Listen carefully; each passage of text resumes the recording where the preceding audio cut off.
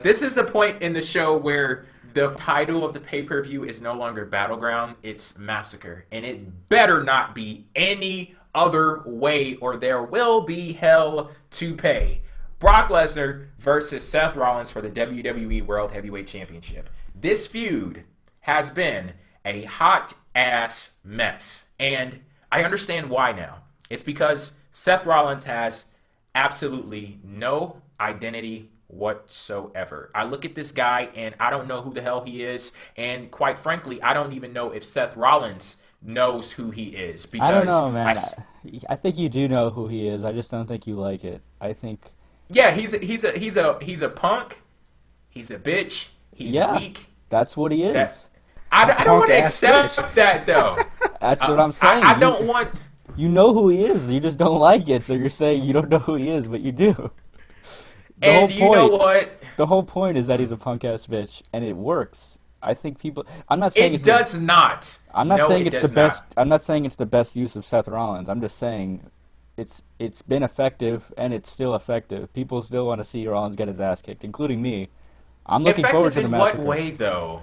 In that he draws heat and people want to see him get his ass kicked. Isn't that what a heel is all about? But see, here's the thing, and Evan, I have to say you completely ruined it for me because you were talking about Seth Rollins last week and how good he was during the build for the Royal Rumble. I actually went back and I watched that episode of Monday Night Raw where they had the contract signing. They had a contract signing tonight on Raw. They also had one many, many months ago back in January. It was on the January 12th episode of Monday Night Raw. And I highly encourage you guys to go check that out and look at Seth Rollins and the way in which he interacted with Brock Lesnar. Look at Seth Rollins, the way in which he interacted with Brock Lesnar and John Cena in a main event segment on Raw, which was the contract signing. When everything was said and done on that show, Seth Rollins was standing tall after curb stomping Brock Lesnar and John Cena. That guy was standing tall. At that point, he had not won one world championship in WWE.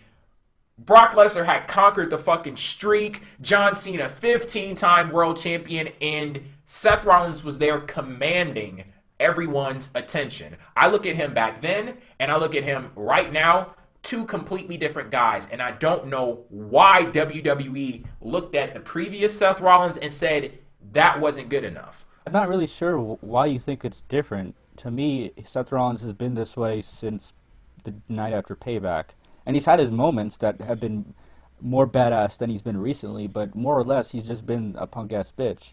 And yeah, he was standing tall, but also John Cena was in that ring too. And Brock Lesnar didn't want his head. You know, back then Rollins was just a gadfly in Lesnar's ass, you know, buzzing around there. But now he's gunning for Rollins. I'd be scared shitless too, you know.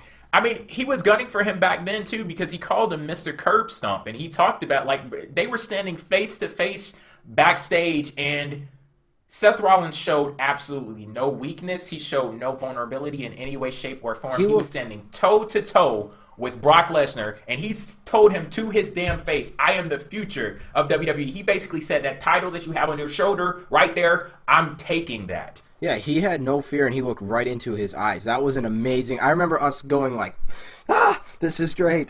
And yes. You know what? It's so funny because it's like, why is it that when people win the damn titles, things get worse?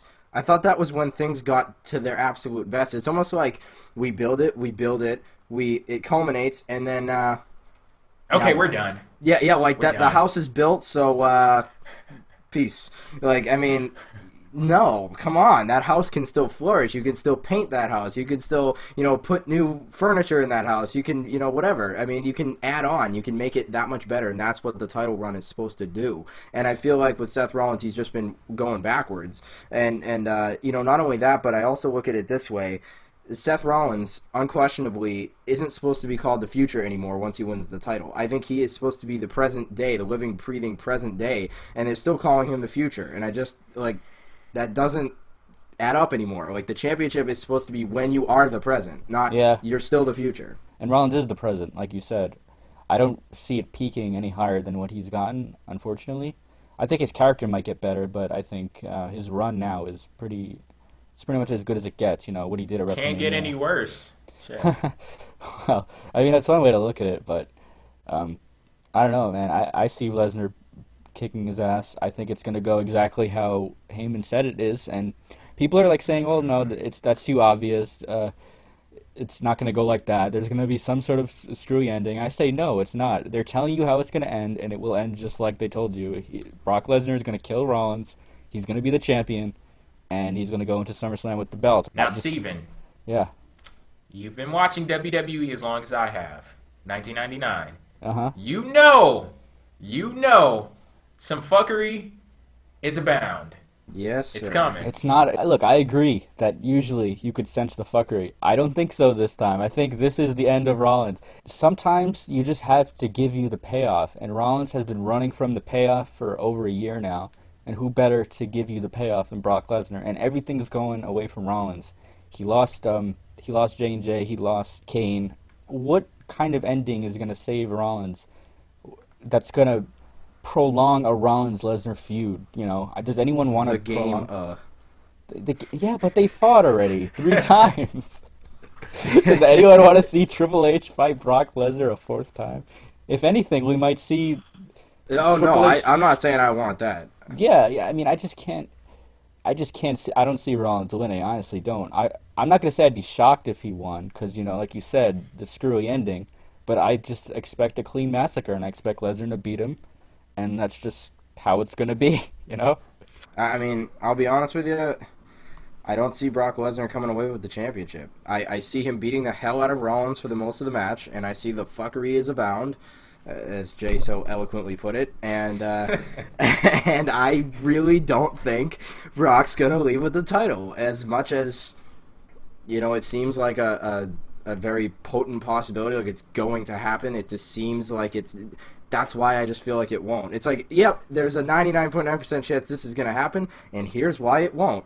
So I can see it, man. I get it. I get that you guys are experiencing the whole, well, this is too one-sided, therefore the opposite's going to happen. But I think this is one of those rare cases where it's so one-sided that it actually does happen. Like, another one of those cases was Brock Lesnar versus The Undertaker, where Brock Lesnar was, like, they kept telling you, Heyman kept telling you, oh, yeah, he's going to beat him. Yeah, he's going to beat him. We're like, no, he's not going to beat him. He just beats him. That's it. Like, sometimes it's exactly what they say you're going to get. You just get it. Now that you bring that up, because you know my whole thoughts on that. Oh, yeah, you get the Greek you can win me over with anything. You can win me over with anything mentioning Brock Lesnar versus The Undertaker. But am I the only one that's sitting here, as amazing as I think Seth Rollins versus Brock Lesnar will be in a competitive match, am I the only one sitting here saying that it better not be a competitive match? Well, if it is, it's a really misleading match, because that's not. We have no reason to believe it would be competitive. Yeah, that's not the story that WWE has told. Not at all. Told the story that Seth Rollins. 6 months ago, 6 months ago, they told us that it would be competitive, and it was, and it was one of the best matches I've seen in a long time. It was fantastic. That was an amazing match at Royal Rumble.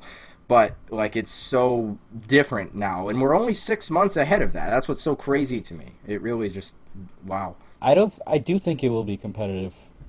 I kind of agree that it shouldn't be, but I have a feeling that we're going to see something from Rollins. He's going to pull out some sort of trick. Not like the fuckery that you're thinking of, but I think he's going to have some strategy going in against Lesnar that he's going to get some damage in, but I think Lesnar's going to kill him in the end. Either way, I'm fine. If he squashes him, that's cool with me too, honestly. Has to be a squash. Has to be. I think if we get a competitive match, I'm sure you're going to like it. Like, you say that now, but if the match is awesome, you're going to be like, that was awesome. I will say that. However, I will be, what's the word I'm looking for here? Not exactly mad, more annoyed, miffed, I think. Moderately miffed, as Charlie would say. The fact that you didn't tell a story to indicate that. Like, if you wanted us to believe that Seth Rollins is a legit threat or anything resembling even the slightest threat to Brock Lesnar, why couldn't you tell that story? He was running from him on Monday Night Raw, and then the guy popped in the damn ring after Lesnar leaves, and then all of a sudden, here comes the tough talk. Man, okay. that was, see, you love the Shakespeare, right? That was Seth Rollins giving his tragic monologue right before he dies. That's what that was. Like, that was the villain. Is this gonna become a thing now? No, I'm serious. I tweeted that out. Like, that was the final breaths of a dying man. Like, that was his, like, last like right before he dies. Like that's all he could get out because he's so frustrated. And it's just to me, it's one of those stories that I love, where the villain just loses. Like everything falls around and they just lose. And I like that story.